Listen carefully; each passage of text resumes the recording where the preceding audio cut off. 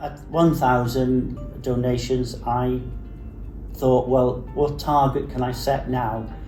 And I thought, well, I'm so close to 50 continuous years of donating that I would try to reach now my 50th year. I am Howard Provis, I'm 65 years of age, and I've been donating platelets since the age of 18, which was in 1974. With a background of first aid, first responding, seeing people who are not well in many situations, I knew that being able to give blood was giving them a second chance.